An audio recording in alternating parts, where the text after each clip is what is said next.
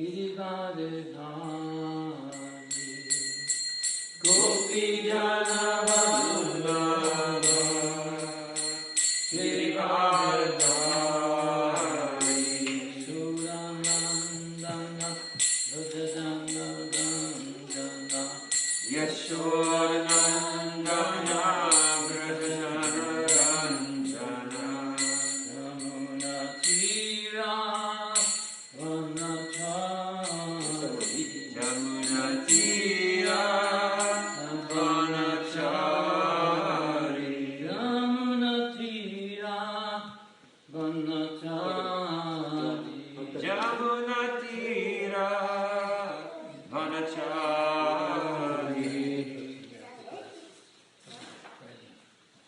Hare Krishna Hare Krishna Krishna Krishna Hare Hare Hare Rama Hare Rama Rama Rama Hare Hare Hare Krishna Hare Krishna Krishna Krishna Hare Hare Hare Rama Hare Rama Rama Rama Hare Hare Hare Krishna Krishna Krishna Hare Hare Hare Rama Hare Rama Rama Rama Hare Hare Hare Krishna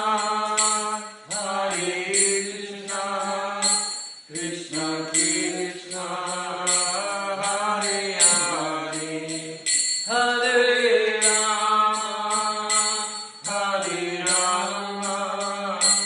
Rama Rama Hare Hare Hare Krishna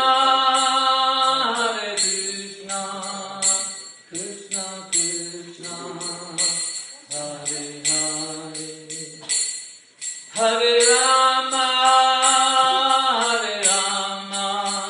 Rama Rama Hare Hare Hare Krishna Krishna Krishna Hare Hare Hare Rama Rama Rama Hare Hare Hare Krishna Krishna Krishna Hare Hare Hare Rama Rama Rama Hare Hare Hare Krishna Krishna Krishna Hare Hare Hare Rama Rama Rama Hare Hare Srimad Bhagavatam ki jai Gonitai ki Sri Radha ki Sri Prabhupada ki all glories to the assembled devotees. Reading again from third canto.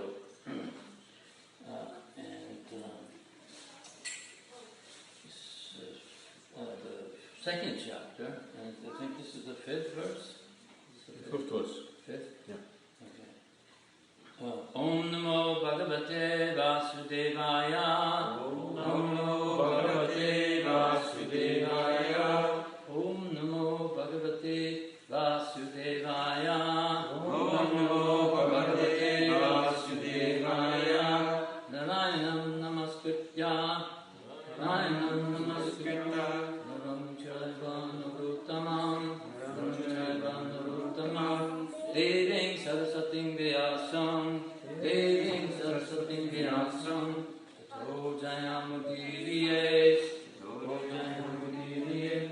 Before reciting Srimad Bhagavatam, which is our very means of conquest, we should first offer our respectful obeisances to the Supreme Personality, Godhead, Lord Divine, to Naranarayan Rishi, the supermost human being, Mother Saraswati, the goddess of learning, Srila Vyasadeva, the author, and to Srila Prabhupada, our spiritual master. Nama Om Vishnu Padaya Krishna Prastaya Vatare, Srimati Bhaktivedanta Swami Iti Namani, Namaste Saraswati Deve, Gauravani Pacharne Nivrisesha, Punyavadi Paskitala Vishitani. Pachana Shankuru. Can you read the Sanskrit? Yes.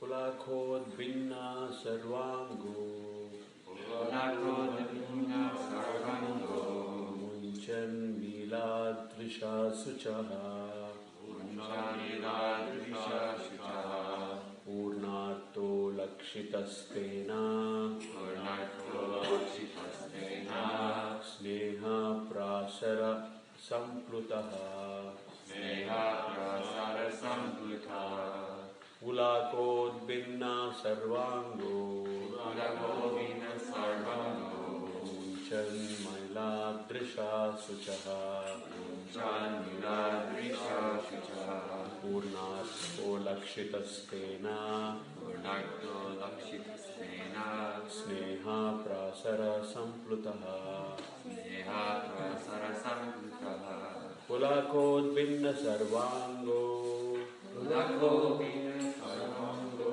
Munchan Milad Trisha Suchaha, Mucham Nimna Trishavachaha, Purnarto Lakshitastena, Purnato Lakshita Ena, Sneha Prasara Samplutaha, Sneha Prasara Samplutaha, Pulakod Vina Sarango, Pulakod Vina Sarango, Mucham Mila Dusha Sucha,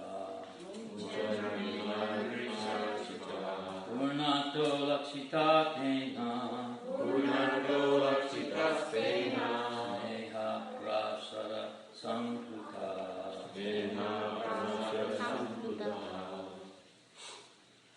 Someone else? Pulakod Vinna Sarvango, Pulakod Vinna Sarvango, Munchan Miladrisha Shuja, Munjamila Drisha Shuja, Purnato Lakshitastena, Purnato Lakshitastena, Sneha Prasara Samplutaha, Sneha Prasara Samplutaha,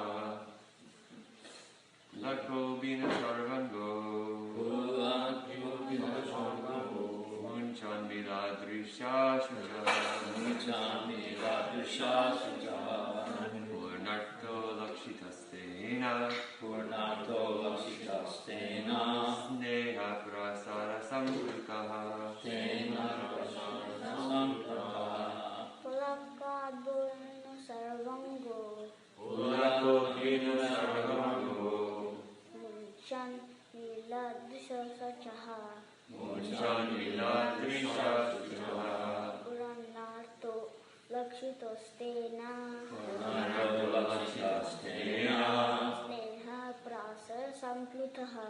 Sneha Prasara Samplutaha. The ladies? Oh, we already have it. Wait, so anyone else? Okay. So word for word is Pulaka Udvina. Pulaka Udvina. Pulakod Vinna, Bodily changes of transcendental ecstasy. bodily changes of transcendental ecstasy, Sarva Anga. Sarvanga, Every part of the body. every part of the body, Munchan. Munchan, Smearing. smear, Milat. Milat, Opening. opening, Drsha. Drsha, By the eyes. Aliyah, Sucha. Sucha, Tears of grief. Sucha, Purna Ata. Purnata, Complete achievement. Achievement, Lakshita. Lakshita, Thus observed. observed, Tena. Tena, By Vidur. Vidura, Sneha prasara. Sneha prasara. Okay, so please repeat. It was so observed. It was so observed Is so observed by Vidura by Vidura that Uddhava that Uddhava had all transcendental bodily changes had all transcendental bodily changes due to total ecstasy. due to total ecstasy. He was trying to wipe away tears of separation from his eyes. He was trying to wipe away tears of separation from his eyes. Thus Vidura could understand So that I could understand that Uddhava that Uddhava had completely had completely assimilated extensive love for the Lord. assimilated extensive love for the Lord. So the verse again is, it was so observed by Vidura that Uddhava had all the transcendental bodily changes due to total ecstasy, and he was trying to wipe away tears of separation from his eyes. Thus Vidura could understand that Uddhava had completely assimilated extensive love for the Lord. Purport by His Divine Grace, H.G. Bhaktivedanta Swami Srila Prabhupada Ki Jai.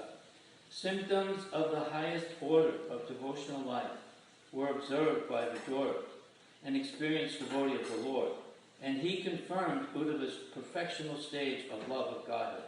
Ecstatic bodily changes are manifested from the spiritual plane and are not artificial expressions developed by practice. There are 3 different stages of development in devotional service. The first stage is that of following the regulatory principles prescribed in the codes of devotional service. The second stage is that assimilation and realization of the steady condition of devotional service. And the last stage is that of ecstasy. The last stage is that of ecstasy symptomized by transcendental bodily expressions. The 9 different modes of devotional service, such as hearing, chanting, and remembering, are the beginning of the process. By regular hearing of the glories and pastimes of the Lord, the impurities in the student's heart begin to be washed away. The more one is cleansed of impurities, the more one becomes fixed in devotional service. Gradually, the activities take the forms of steadiness, firm faith, taste, realization, and assimilation, one after another. These different stages of gradual development increase love of God to the highest stage, and in the highest stage, there are still more symptoms, such as affection, anger, and attachment, gradually rising to exceptional cases, to the Mahabhava stage, which is generally not possible for the living entities. All those were manifested by Lord Sri Chaitanya Mahaprabhu, the personification of love of God. In the Bhakti Rasamrita Sindhu, by Srila Rupa Goswami, the chief disciple of Lord Sri Chaitanya Mahaprabhu, these transcendental symptoms displayed by pure devotees like Uddhava are systematically described. We have written a summary study of Bhakti Rasamrita Sindhu entitled The Nectar of Devotion, and one may consult this book for more detailed information on the science of devotional service. I'm going to read the verse again. So, it was so observed by Vidura that Uddhava had all transcendental bodily changes due to total ecstasy, and he was trying to wipe away tears of separation from his eyes. Thus Vidura could understand that Uddhava had completely assimilated extensive love for God. Om Gyantimaranta Shakiranjana Slapaya Chaksura Kumritandina Tasma Shri Gurave Namaha. So there was one sentence in here, I don't see it right now, where it basically speaks about how, the 3 different stages, and, by following the prescribed codes of devotional service, then you go to the second stage, and that's when you assimilate and realization of the steady condition of devotional service. And then the last stage is that you start to experience the ecstatic symptoms of a transcendental realized person. In other words, it's like the first stage is theoretical knowledge, and then the second stage applied. So I may realize that I'm not a material body. I'm not made of material energy. I'm actually different. I'm actually anti-material. I'm the spirit soul within. Realizing it is one thing, but then the next stage is to act like one. To act like you're not the body. In other words, when you're in the material body, you have these senses, and these senses are pulling us. Like if you see a dog, the dog is being pulled around by its senses. It doesn't have control over its life. It doesn't have freedom. Like that, there was that song back in the late 60s, early 70s. Dogs run free, why can't we? Well, the dog isn't running free. The dog is being dragged by his nose, being dragged by his ears, being dragged by his tongue, his eyes. He's going from here to here to there. Real freedom is that you can control. So when you realize I'm not this body, you use the senses and engage them in the 9 different processes of devotional service. You hear about Krishna, you chant about Krishna, you remember his pastimes, you pray and offer prayers to the Supreme Lord, you engage in various devotional service activities. So instead of having the body dictate your activities, you have now assimilated this knowledge, and now you are acting on that platform as a devotee. Now there'll be struggles back and forth, because it's a flickering stage, but eventually it becomes firm, it becomes second nature. There's an expression about habit or second nature. There's that one parable. What is it? The scorpion and a donkey, or scorpion and some kind of animal, and they both needed to get across the river.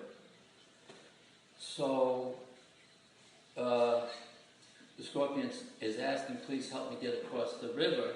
He said, "No, I'm not going to help you. You're going to bite me." He said, "No, it's not to my advantage. I won't do it. No." So whatever the animal was, I can't remember. Does anyone else remember what it was? Anyway, whatever that animal was, he was bringing the scorpion across on his back, and about halfway through, the scorpion bit him. I said, "Why did you do that for? Now we're both going to drown." He said, "I can't help it. It's my nature." It's my nature. That's what I do. That's just what I do. And so we have to make our nature that we chant. When you're almost in someone cuts you off, you, instead of saying something, some first word, you go, "Oh, Krishna!" It becomes second nature. So, and then, when it becomes second nature and you're acting on that platform, that's when you begin to actually develop taste. And here is describing these 2 verses, is that Uddhava is obviously, apparently he even looked, the gopis thought he looked exactly like Krishna. He was so beautiful. And he was very devoted to Krishna, and he's thinking about him, and he's going into ecstasy. And you hear all these different pastimes, like with the gopis, that the ecstasy is getting in the way of their service. They don't want to experience, because if I'm crying or if I'm trembling, I can't fan the Lord, I can't do this service. And so, in our experience, with association with Srila Prabhupada, I've witnessed several occasions where he displayed these ecstatic symptoms. And someone might, and I can explain them, but I just want to make one point, is that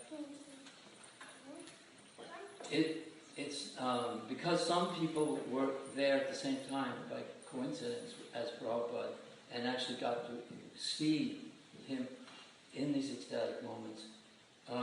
One shouldn't feel like you missed something, because personally, the first time I really understood Prabhupada was on a different level was when I heard him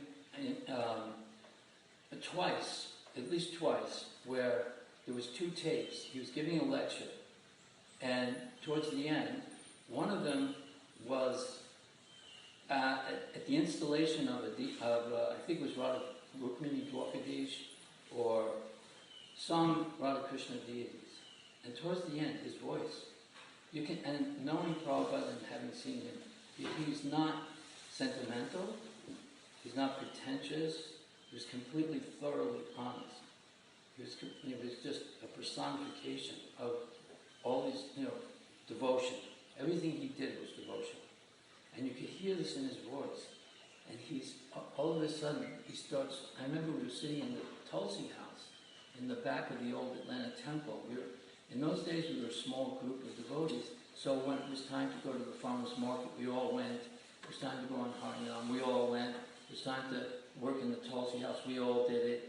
And so we're all sitting there, working with Tulsi. I think she had spider mites or something.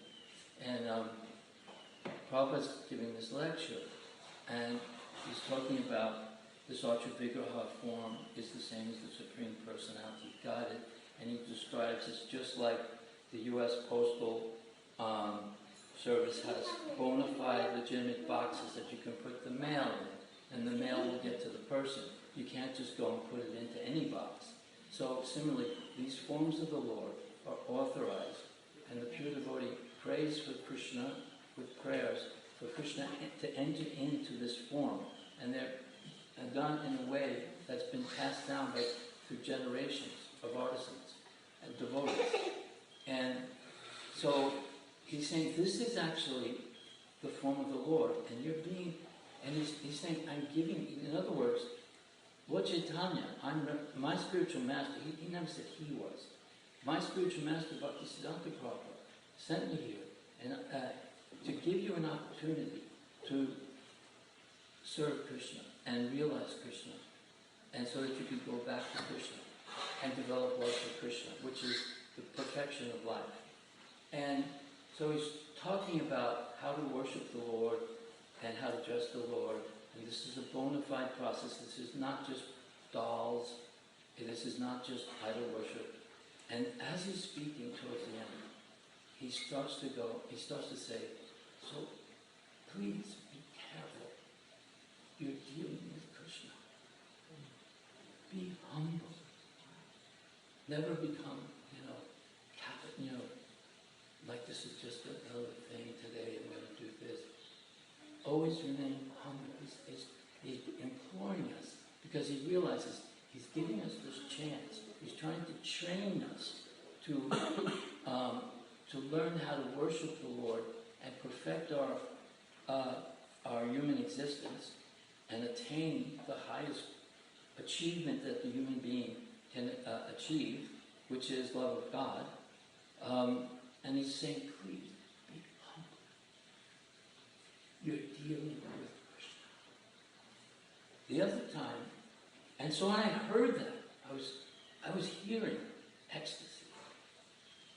It was pure love. And I mean, because I was very cynical, being raised. I'm not going to deride any other process of Christianity or Judaism or Muhammad, but I was raised a Roman Catholic, and it just became, anyway. This was genuine, and I knew it was genuine, and I was very. I guess coming from New York, you have a sense of when you hear the truth and when you don't hear the truth. You get a little jaded or whatever, but you wanted to. So when you can tell when someone's putting something on, So he's saying like this, and then there was another time where he's saying, I don't remember the circumstances, but the devotees have just done something, and he's expressing his gratitude, and he says, but I have to thank, and he can't say it, his voice is trembling, I have to thank you more, because my Guru Maharaj has sent you to help me, and so he's saying that his spiritual master sent these devotees to help him, and I'm thanking you because I see you as the representative of my my spiritual master. And the emotion, the gratitude that he was expressing in his voice was like being there, that sound vibration. So what I'm trying to say is if we read the pastimes of Uddhava, we can understand, we're hearing something transcendental, we're hearing a description of transcendental ecstasy. Sound vibration is more powerful than anything else. It's sound vibration that wakes you up in the morning. Not me going like this in front of your face, with your eyes. Or maybe an aroma might, but if you smell something burning or something like that. But sound vibration is the most powerful of the senses, the transcendental sound vibration. So then, I want to describe a few very fortunate moments of my life when I saw Srila Prabhupada exhibit. And let me put it this way. Whenever you were near Prabhupada, you could always see tears in the corner of his eyes. He was always restraining. He never made a show of ecstasy.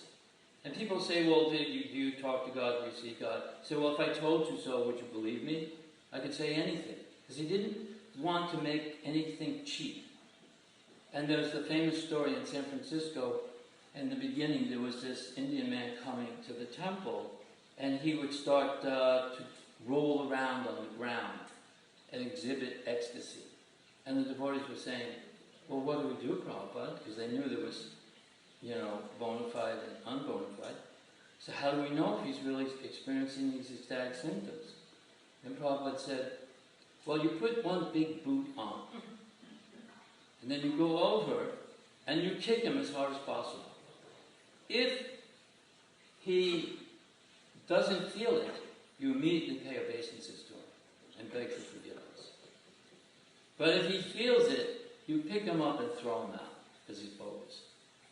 He's making a show, trying to attract you by some showmanship. And I'm sure everyone has had some experience with something like that. These sahaja symptoms. And so, in 1975, Srila Prabhupada came to the Atlanta Temple. And according to Shuddha Kirti, who had been traveling with him, he had been to Dallas, and then he went to Mexico City, then he went to Caracas, Venezuela, and then he went to, as Prabhupada would say, Miami. And both Venezuela and Miami had Gornitai deities, kind of similar to, I don't know if Caracas had the same bell mantle deities, but Miami had similar to what the deities in Atlanta. And then he gets to Atlanta, but what I'm saying is that this was, according to Shuddha Kirti, who was his servant, he told me a backstory, because I'm just seeing what I saw in Atlanta. He said there was a backstory to this. He had been talking about the mercy of Lord Nityananda. He had been meditating on how merciful Lord Nityananda was. That he had come and he's given, because Lord Nityananda is the original guru. So the whole disciplic succession is coming from Lord Nityananda. And he was seeing things were really growing now. We have Mexico City, Venezuela, and all these places. And then he sees these beautiful deities of Lord Chaitanya, Lord Nityananda. And they're on their way. I think they go from there maybe to LA, and then they go to Tehran, Iran, this capital of Tehran, and then to India, where there was going to be the first Gaur Purnima festival with all the devotees that could come. Previously, it was just like for a handful of devotees. 1975, anyone who was, could afford it and the temple could afford for them to go could come. So there was maybe 1,000 devotees, Australia, South America, North America, all over Europe, some from Africa, every continent. They were all there. There was at least 1,000 devotees. And he was meditating on this happening. So he sees Gaur Nitai in Atlanta, and they were dressed beautifully. And at that time, there was also all the Radha Damodar brahmacharis were there, All the library party with Sataru, who was selling standing orders of his books, were there. All the devotees were channeling Sankirtan. Somehow or other found a reason to go to Atlanta. Even if they were on their way to, say, L.A., and they were in Chicago, well, they think the best way to go is to go through Atlanta. Everybody made an excuse to go, because they thought, Atlanta's a medium, a small temple, we get a very intimate association with Prabhupada. But everybody had the same idea. So it was packed with devotees. And we had about, at that time, probably about 80 devotees. In the temple? Excuse me? In the temple? Yeah. Because some of them were coming because they were going to be buying a farm in Tennessee. So some of them, about 20 of those devotees, like Varaha, for instance, who was down the road, he came with his wife. And so there was about 60 devotees in Atlanta, and about 20 or so that were there because they wanted to be a part of the new farm community. So he still had his coat on, and that pink, pinkish colored one, and he was sitting on the Vyasasana, and I had the opportunity to be, I was on his left side, and I was about as far as, let's say, just a little bit between that. I was right there. He was right there. And he starts to talk. And he goes, so these two Prabhus, Nitai Gaur Chandra, who are now standing here on your altar. These are the same, I don't remember exactly verbatim, but these are some of the words. That the very same Lord Chaitanya and Lord Nityananda, who appeared in West Bengal, India 500 years ago, are now standing right here on the altar. But as he's saying it, tears begin to fly out, and his voice is becoming very, very choked up. Then he starts to quote from a song by Lochana Das. Parama Karuna Tapodvijanam Nitai Gaur. And he can't really get through it. And he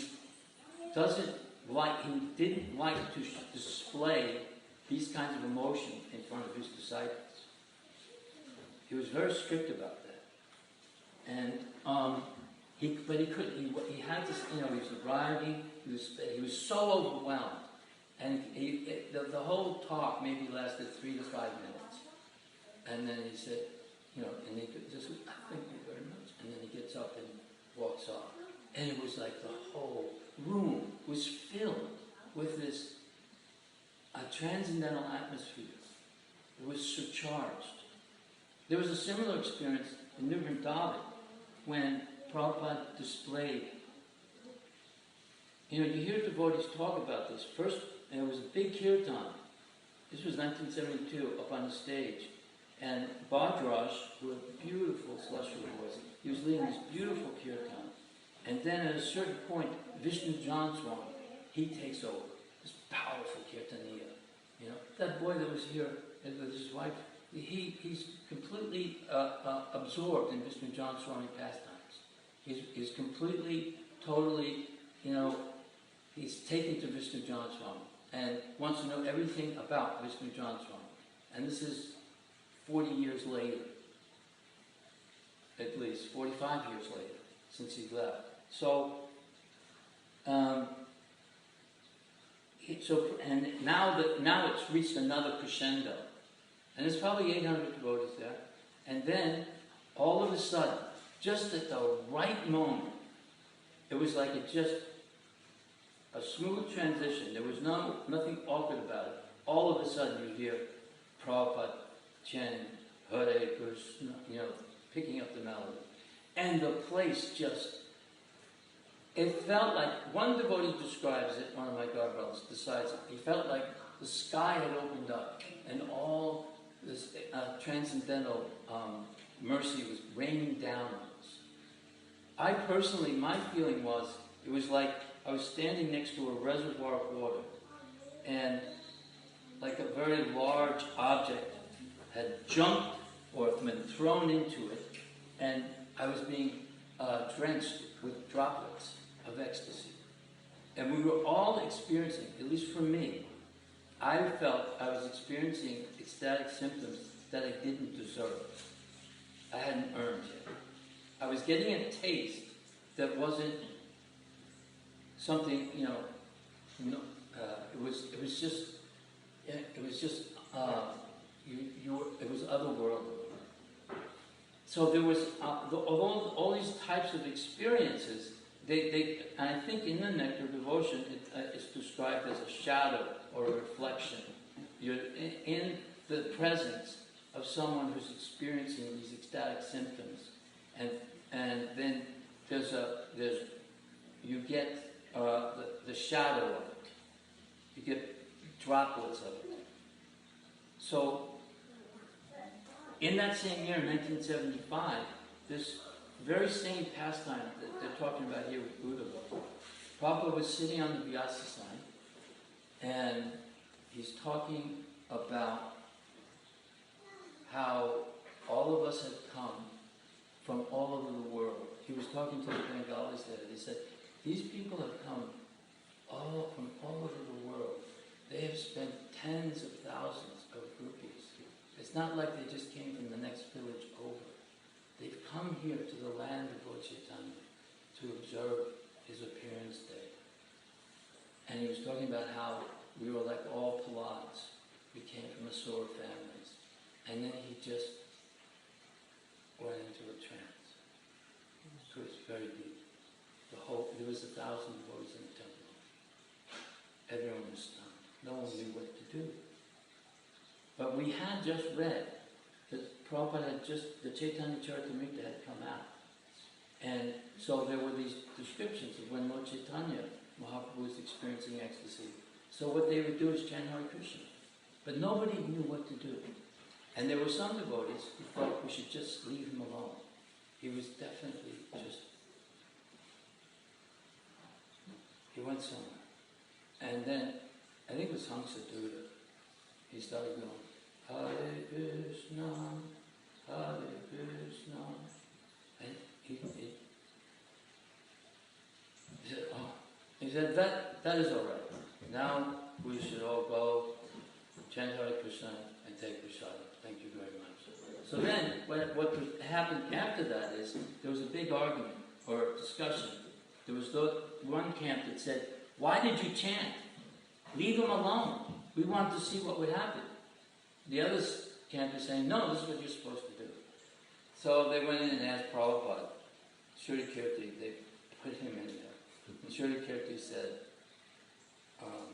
Prabhupada, this morning, he goes, yes. When you were like, he said, but I don't do that very often. He was embarrassed. And he said, yeah, no, we know that, Prabhupada. No, it's not that. We love that. But we were just wondering, Hamsadutta began to chant. Was that appropriate? And Prabhupada said, yeah, it's okay. Chanting or not chanting, it's okay. So, seeing those things and experiencing those things and being in that presence, you experience things that I really feel like I wasn't qualified to experience these kinds of ecstasies. And so what I'm trying to, in my own innate way, and trying to put aside any kind of false ego or any kind of that I'm somehow special, because I'm not. But that if you hear the sound vibration of these descriptions and meditate on it, you can also experience and understand that this is a process that if you follow it, this is a science, if we follow the process, getting up, chanting our rounds, seeing the deities, offering prasada, all the different things, we steadily follow it, then gradually become attached, it becomes second nature, and then the next thing you know, you're qualified and you're experiencing ecstasies. But in this case, in the material world, these ecstasies are a hindrance to your service. Like the Uttama Adhikari, or Mahabhagavad, has to come down to the second class devotee, Majjhima Adhikari. Because Uttama Adhikari sees everyone else as a devotee except for him or her. Madhyamadikari can preach. He can see God, see the devotees, see the innocent, and see the non-devotees. And sometimes when Prabhupada was preaching, especially in the early days, because the Uttamadikari doesn't see fault, and he only sees the good in everyone. And sometimes he would say things that were like, whoa, Prabhupada's that? No, that person was evil. You know, I don't want to give examples, but it's like he revealed, would slip into the Uttamadikari, and then he'd clarify himself. So the ecstatic symptoms are not the taste and the steadiness in devotional service. Yeah, the reward is to experience this taste, and it keeps you going, but they get in the way of your service. The gopis don't want that. And many other advanced devotees, there's different examples I can't think of right now, where they're cursing this. They don't want to experience the tears. They don't want to experience the trembling, the ecstatic symptoms. They want to continue in their service. But you can't get there if you're pretending. You're just going through the motions. You have to actually do it. And we all go through phases. Sometimes we're in, sometimes we're partially in, sometimes we're depressed. But we have to hold on to this by steadily hearing and chanting and studying the scripture. Anyway, anyone have any questions? I'll live over the time, I guess, isn't it? So, any comments? Yes, the beginning of Krishna consciousness, I'm sure at least everybody gets this experience of ecstasy. Yeah. A bit drops of ecstasy. Sure. I mean, there's been times with Jack Tuckamars, like this festival, that was pretty ecstatic. I felt it. But a really good kirtan with lots of devotees. You walk out and you go, whoa, what was that? We're seeing the deities.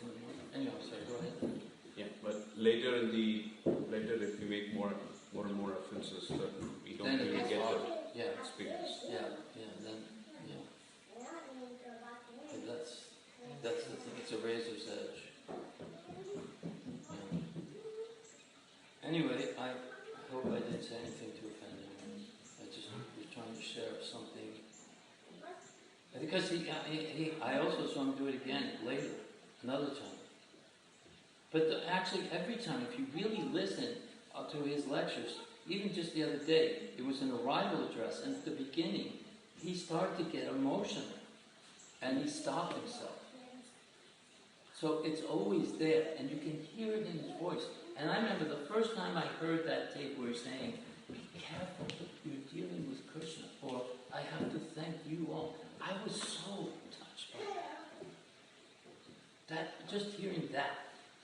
Yeah. It comes to my mind when you're talking like that. When I watched the Hare Krishna movie, and you can see how, like you're saying, how Prabhupada was really much wanting to get people to understand. You don't have to suffer, bro. You don't have to suffer. Oh, that one. You don't have to Yes. suffer disease. You don't have to. Yeah, in Australia. He looks like he's levitating almost when he's saying, "You don't have to suffer." I just saw that one yesterday. I was thinking about that. I was going to, thank you. You read my mind. Yeah. Even in the beginning, when he started, it was like, even though he had so many difficulties, but he depended on, of course, the Supreme Lord and everything, but he always had that vision, like when he was sitting on that bench, and there was that, the Wiccan. Some person, Yeah, and he was saying how all these things are going to manifest, all these temples. I'm just separated by time. Yeah. I mean, think about, he would finally